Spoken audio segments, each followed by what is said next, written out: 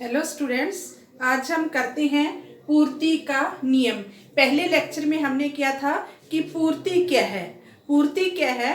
पूर्ति से अभिप्राय किसी वस्तु की उस मात्रा से है जो निश्चित समय में निश्चित कीमत पर विक्रेता द्वारा बेची जाती है।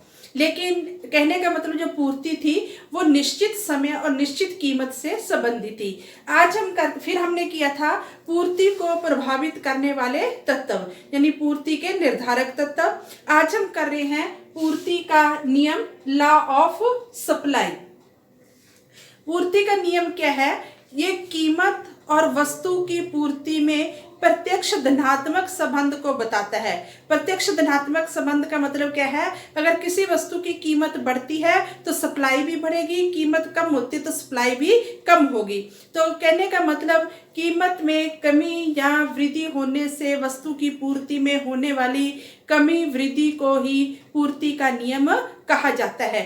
तो ये लिखा गया है, पूर्ति का नियम किसी निश्चित समय में कीमत और वस्तु की बेची जाने वाली मात्रा के पारस्परिक संबंध को बताता है। पूर्ति का नियम बताता है कि अन्य बातों के समान रहने पर, अन्य बातों के समान रहने पर का मतलब क्या है कि पूर्ति को प्रभावित करने वाले जितने भी हमने घटक पढ़े हैं, तत्व पढ़े हैं, वो सब स्थिर रहते हैं, केवल वस्तु की कीमत में परिवर्तन होता है। अन्य बातों के समान रहने पर किसी वस्तु या सेवा की कीमत में कमी वृद्धि वस्तु की पूर्ति में प्रत्यक्ष कमी वृद्धि को जन्म देती है।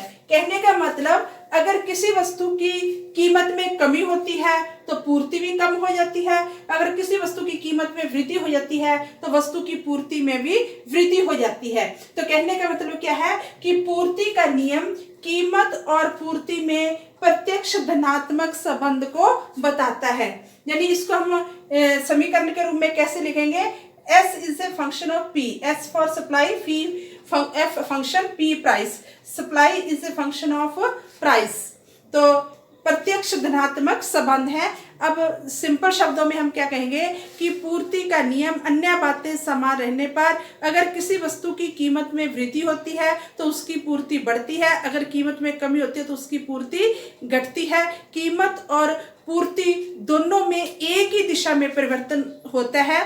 तो ये केवल पूर्ति का नियम भी एक गुणात्मक कथन है, मात्रात्मक नहीं। कहने का मतलब ये बताता है कि अगर कीमत बढ़ेगी तो पूर्ति भी बढ़ेगी, कीमत कम होगी तो पूर्ति भी कम होगी। लेकिन ये यही नहीं बताता कि कीमत में कितनी वृद्धि होगी तो पूर्ति कितनी बढ़ेगी, या कीमत में कितनी कमी होगी तो पूर्ति में कितनी कमी होगी। तो ये एक गुणात्मक कथन है। ये बताता है कि कीमत और पूर्ति दोनों में एक ही दिशा में परिवर्तन होता है। तो अब हम इसको रेखा चित्र और तालिका की सहायता से समझते हैं।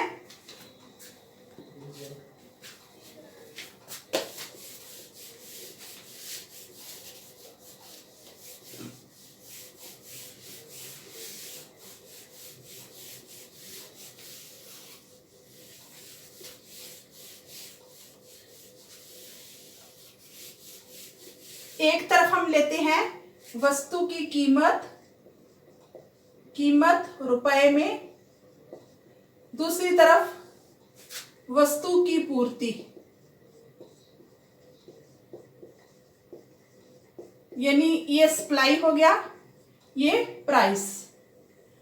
मान लो प्राइस बढ़ रही है 1, 2, 3, 4, 5, तो हमारी सप्लाई भी बढ़ेगी 10 इकाई, 20 इकाई, 30 इकाई, 40 इकाई और 50 इकाई। इसका रेखा चित्र कैसे होगा? ओ एक्स अक्ष पर हमने पूर्ति मात्रा को लेना है। सबसे पहले जब भी आप रेखा चित्र बनाते हो तो ये लिखना जरूरी होता है कि ओ एक्स अक्ष पर हमने क्या लिया और ओ वाई पे क्या। यहाँ पे है पूर्ति मात्रा और दूसरी तरफ हम लेते हैं कीमत रुपयों में। स्टूडेंट्स, जब आप कॉपी पे डायग्राम बनाओगे, रेखा चित्र बनाओगे, तो ये रेखा कॉपी की लाइन पे लेनी है, सीधी सीधी रेखा लेनी है। फिर आपका ये जो गैप होगा, मान लो 1, 2, 3, 4, 5, एक एक लाइन के गैप पे होगा तो वो बराबर होगा। जैसे मान लो यहाँ पे है 1, 2, 3, 4, 5, जितना गैप इतना मान लो इतने हम इधर ले लेते हैं, 10, 20, 30, 40, 50। जब 1 रुपए कीमत है तो सप्लाई कितनी है, 10, 10 ये रहा और 1 रुपए, ये पॉइंट लिया। जब कीमत 2 रुपए हो जाती है तो हमारी सप्लाई हो जाती है 20। जब कीमत बढ़कर 3 रुपए होगी सप्लाई बढ़गी 30 इकाई, 3 और इधर 30। जब कीमत बढ़ गई 4 रुपए हो जाती है तो सप्लाई बढ़ा देते हैं 40। इसी प्रकार जब कीमत 5 रुपए हो जाती है तो सप्लाई बढ़ के हो जाती है 50 इकाई। जब इन बिंदुओं को हम मिलाते हैं तो ये हमारा आ गया सप्लाई वक्र। ये नीचे बाएं से ऊपर दाईं ओर बढ़ता हुआ है, यानी पॉजिटिव स्लोप का है। ये बताता है कि कीमत और पूर्ति में प्रत्यक्ष धनात्मक संबंध है। अगर कीमत बढ़ती है तो सप्लाई भी बढ़ती है, कीमत कम होगी तो सप्लाई भी कम होगी।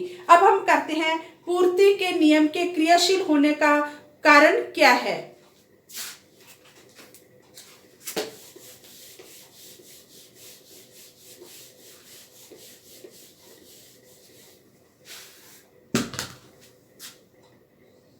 पूर्ति के नियम के क्रियाशील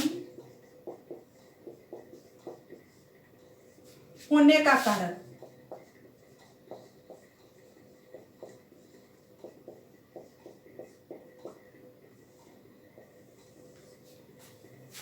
स्टूडेंट, जब किसी वस्तु की कीमत बढ़ती है तो उत्पादकों के लाभ बढ़ते हैं।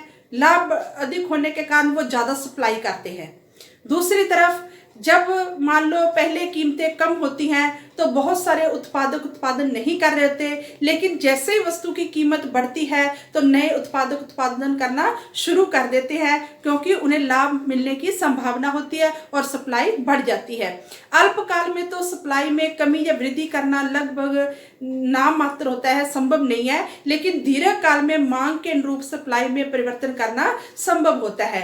और जब किसी समय किसी वस्तु की कीमत गिर रही होती है तो उत्पादकों के लाभ कम हो जाते हैं, इसलिए वो क्या करते हैं, उत्पादन बंद कर देते हैं। जहाँ जिनकी उत्पादन लागत अपेक्षाकृत ज्यादा होती है वो भी उत्पादन बंद कर देते हैं और सप्लाई जो है कम हो जाती है। तो कहने का मतलब कि कीमत में कमी या वृद्धि होने से उत्पादकों या विक्रेताओं के लाभ में होने वाला परिवर्तन ही इस नियम का मुख्य कारण है। तो हम क्या लिखेंगे कि कीमतों में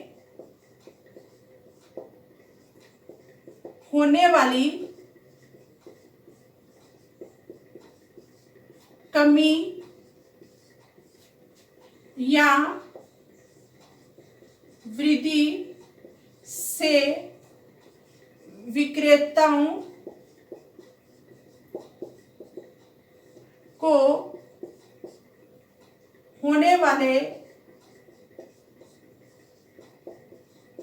लाभ की मात्रा में परिवर्तन, लाभ की मात्रा में परिवर्तन ही इस नियम के क्रियाशील होने का प्रमुख कारण है।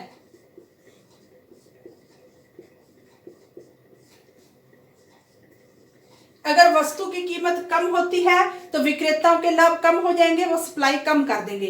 अगर कीमत में वृद्धि होती है विक्रेताओं के लाभ बढ़ेंगे और वो सप्लाई को बढ़ा देंगे। तो निष्कर्ष रूप में हम ये कह सकते हैं कि पूर्ति के नियम के क्रियाशील होने का जो मुख्य कारण है वो वस्तु की कीमत में होने वाली कमी या वृद्धि से विक्रेताओं के लाभ में होने वाले परिवर्तन ही इस नियम के क्रियाशील होने का प्रमुख कारण है। अब हम करते हैं पूर्ति के नियम के अपवाद। अपवाद देखो, पूर्ति के नियम में ये पॉजिटिव स्लोप का था, अपवाद में क्या होगा कि ये नेगेटिव स्लोप का हो जाता है। कहने का मतलब कीमत में कमी होने से पूर्ति बढ़ती है और कीमत में वृद्धि होने से पूर्ति कम होती है, इसके उल्ट होता है। तो ऐसे कौन से कारण हैं जिसमें पूर्ति का नियम लागू नहीं होता? तो पूर्ति के नियम के अपवाद करते हैं हम।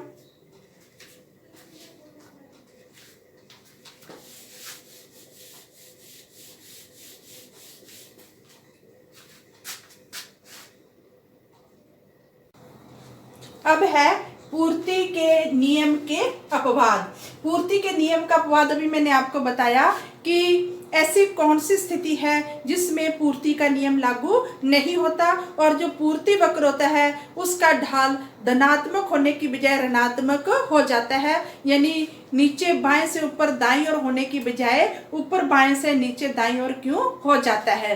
तो इसका सबसे पहला कारण है कि भविष्य में कीमत में कमी या वृद्धि की संभावना। मान लो वर्तमान में किसी वस्तु की कीमत ज्यादा है लेकिन विक्रेता फिर भी उसकी पूर्ति नहीं बढ़ाएगा क्योंकि उसे पता आने वाले समय में इसकी कीमत और बढ़ेगी, वो उसको स्टॉक कर लेगा, तो कीमत बढ़ने पर भी पूर्ति नहीं बढ़ेगी। दूसरी तरफ मान लो इस समय किसी वस्तु की कीमत कम है तो भी विक्रेता वस्तु को बेच रहा होता है क्योंकि उसे पता है कि भविष्य में और भी कीमत कम हो जाएगी, तो वो जल्दी जल्दी जो है वस्तु को बेचने की कोशिश करता है। अगर भविष्य में कीमत में कमी या वृद्धि की संभावना होती है तो पूर्ति का नियम लागू नहीं होता। फिर है कलात्मक वस्तुएं। कलात्मक वस्तुएं जैसे एक चित्रकार द्वारा कोई चित्र बनाया जाता है या मूर्तिकार द्वारा कोई मूर्ति बनाई जाती है तो भी पूर्ति का नियम लागू नहीं होता। कारण क्या है? सपोज एग्जांपल, एक मूर्तिकार है, वो एक दिन में एक मूर्ति बनाता है और उसकी कीमत है 50,000 रुपए। अगर हम उसको कहें कि हम आपको 1,00,000 रुपया देंगे और एक दिन में 2 मूर्ति बना दे, वो नहीं बना पाएगा क्योंकि उसकी मूर्ति बनाने की जो कैपेसिटी है वो एक दिन में एक ही है। तो इसका मतलब हमने कीमत बढ़ा दी लेकिन फिर भी पूर्ति नहीं बढ़ी। तो कलात्मक वस्तुओं के संबंध में भी ये नियम लागू नहीं होता। फिर है नीलामी की वस्तुएं। नीलामी की वस्तु जो होती है उसकी जो मात्रा होती है वो निश्चित होती है। सपोज एक मकान को हम नीलाम करते हैं तो उसकी बोली लगती है। मान लो एक मकान नीलाम किया, कोई कहता है 10 लाख, कोई कहता है 20 लाख, कोई कहता है 25 लाख, तो जो अधिकतम मूल्य देने को तैयार होगा उसको वो मकान बेच दिया जाता है। ऐसा तो नहीं है कि किसी ने कहा 10 लाख तो एक मकान था, जब 20 लाख कहा तो और मकान 2 मकान हो गए, क्योंकि नीलामी की जो वस्तु होती है वो उसकी मात्रा फिक्स होती है। उसकी कीमत अगर लगातार बोली बढ़ती जाती है तो भी उसकी जो पूर्ति को हम नहीं बढ़ा सकते। फिर है पिछले राष्ट्रों में श्रम की पूर्ति।